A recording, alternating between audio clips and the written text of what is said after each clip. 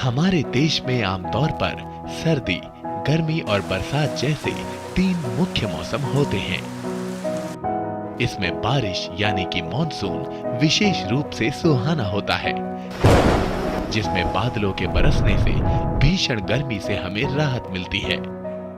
हमारा देश कृषि प्रधान देश है, इस लिहाज से मॉनसून के आगमन के साथ कृषि की अच्छी पैदावार की नई उम्मीद भी जगती है। इसके अलावा मॉनसून हम मनुष्य सहित पर्यावरण के दूसरे जीव जंतुओं और पेड़ पौधों में उमंग का संचार भी करता है। इस तरह हमें मॉनसून का हमारे समाज, अर्थव्यवस्था और पर्यावरण पर सीधा प्रभाव दिखाई पड़ता है। मॉनसून शब्द का प्रयोग भी सबसे पहले भारत में ही किया गया था। ये शब्द अरबी भाषा के मौसम से बना है, जिसका अर्थ है ऋतु। अफ्रीका और दक्षिण पूर्व एशिया महाद्वीप में मॉनसून के 2 मुख्य प्रकार होते हैं, अरब सागर और बंगाल की खाड़ी से उत्पन्न मॉनसून। बादल और बारिश वाली हवाओं की दिशा पर भी मॉनसून निर्भर करता है। इस आधार पर अरब सागर की ओर से आने वाली हवाएं दक्षिण पश्चिम मॉनसून लाती हैं और बंगाल की खाड़ी से उठने वाली हवाएं उत्तर पूर्वी मॉनसून लाती हैं। हमारे देश में गर्मी के मॉनसून का आगमन दक्षिण पश्चिम की हवाओं से होता है, इसलिए ये दक्षिण पश्चिम मॉनसून कहलाता है। ये मॉनसून मई के महीने में शुरू होकर सितंबर के महीने तक चलता है, लेकिन ये मॉनसून खास तौर पर जून और जुलाई के 2 महीनों में बारिश लाता है। सर्दी के मौसम में बंगाल की खाड़ी से उठने वाली हवाएं भी बारिश करती हैं, जो अक्टूबर और नवंबर की ठंड में और इजाफा कर देती हैं। भौगोलिक दृष्टि से मॉनसून उष्णकटिबंधीय क्षेत्र में आता है और संयोग से दुनिया के भूगोल में भारत की स्थिति इसी क्षेत्र में है। भारत में तो मॉनसून का एक पूरा मौसम पाया जाता है। मॉनसून की हवाओं पर अनेक प्रकार की वायुमंडलीय दशाएं अपना असर डालती हैं। पृथ्वी के भूभागों और जल स्रोतों के तापमान बढ़ने और घटने यानी हीटिंग और कूलिंग की घटना से भूमि पर हवा का दबाव कम होता है। अब गर्मी के मौसम में भारतीय महाद्वीप के विस्तृत भूभाग के दब जाने की वजह से वहां का वायुमंडलीय दाब कम हो जाता है और इसी कम वायुमंडलीय दाब से उत्पन्न खाली स्थान को भरने के लिए हिंद महासागर से मॉनसूनी हवाएं चली आती हैं। नमी से भरी ये मॉनसूनी हवाएं दक्षिण पश्चिम दिशा से होते हुए हिमालय की तरफ बढ़ जाती हैं। दीवार की तरह खड़े हिमालय के ऊंचे पहाड़ इन हवाओं को आगे जाने से रोक देते हैं, जिस कारण वे नम हवाएं ऊपर उठती हैं और तापमान के कम हो जाने से बादल बन जाती हैं। उसके बाद जल कणों से लदे ये बादल बरस जाते हैं और बारिश की नमी प्रकृति के कोने कोने में पहुंच जाती है। भारत में पूरे साल जितनी वर्षा होती है उसका 80% से भी अधिक मॉनसून की ही देन है। हमारे देश की अधिकांश कृषि इसी वर्षा पर निर्भर करती है। धान, मक्का, गन्ना, कपास, मोटे अनाज, दलहन और तिलहन की कई फसलें मॉनसून के दौरान ही तो उगाई जाती हैं। इन फसलों की अच्छी पैदावार के लिए उच्च तापमान के साथ अच्छी बारिश की भी सख्त जरूरत होती है। इस तरह हम देखते हैं कि अच्छे और खराब मॉनसून यानी कि अधिक और कम बारिश कृषि उपज को प्रभावित करते हैं। अगर मॉनसून कमजोर हुआ तो सूखा भी पड़ सकता है और अगर मॉनसून जमकर बरसता है तो अतिवृष्टि के कारण आई बाढ़ तबाही का मंजर भी पैदा कर सकती है। हम अक्सर मीडिया पर मौसम से जुड़ी खबरों में एल नीनो और ला नीना के बारे में देखते और पढ़ते हैं। ये अत्यंत शक्तिशाली प्राकृतिक घटनाएं होती हैं जो प्रशांत महासागर में उत्पन्न जलवायु चक्र है और ये पूरी दुनिया के मौसम पर अपना असर डालती हैं।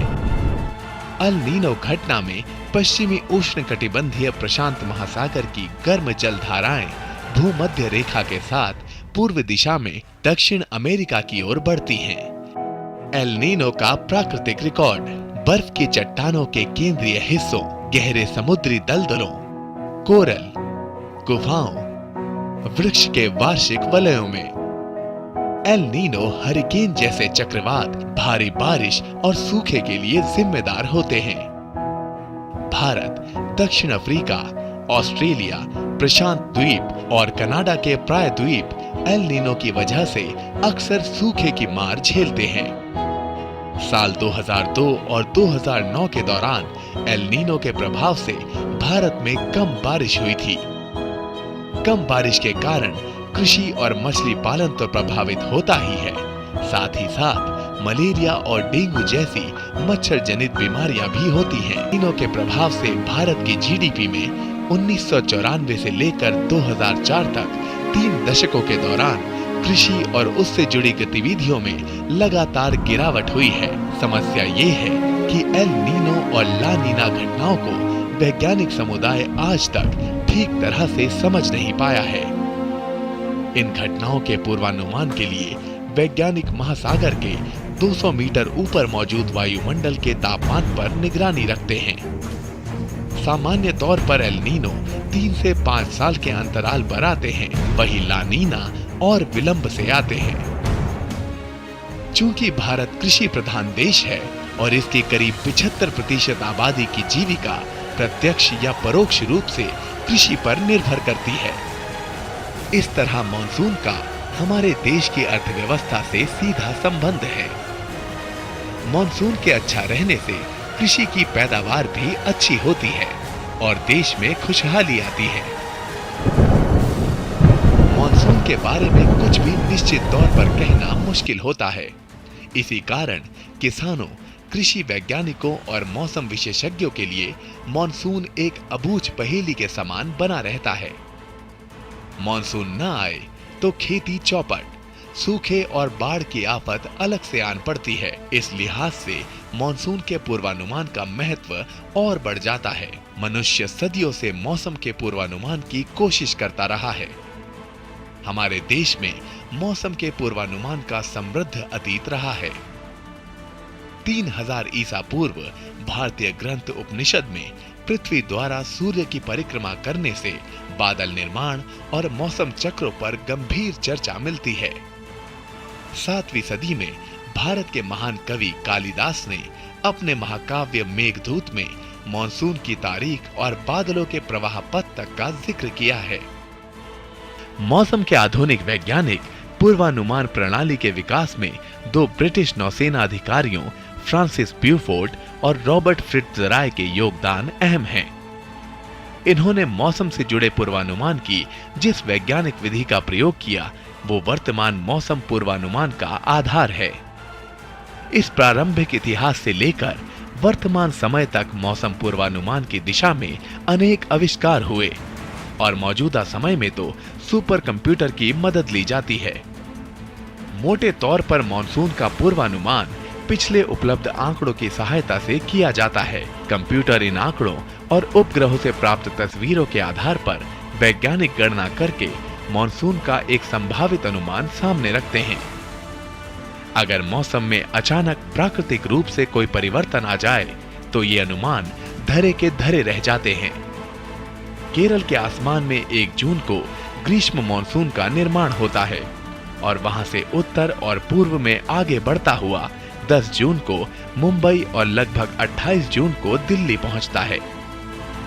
भारतीय मौसम विभाग के अनुसार पिछले 100 वर्षों के दौरान इन तारीखों में केवल 7 दिनों का अंतर या मानक विचलन देखने को मिला है।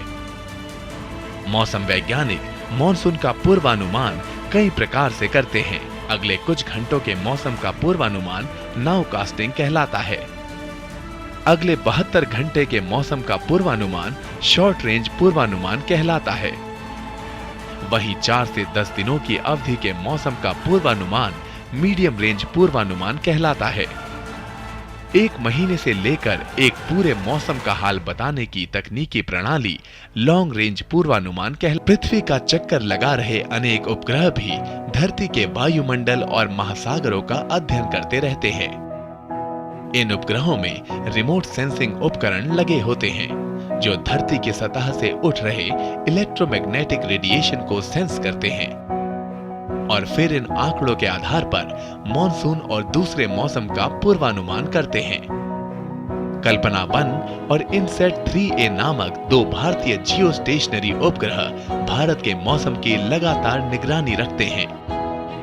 इन उपग्रहों के विकास के साथ भारत दुनिया का पहला विकासशील देश बना जिसके पास मौसम की निगरानी रखने वाले स्वयं के उपग्रह हैं।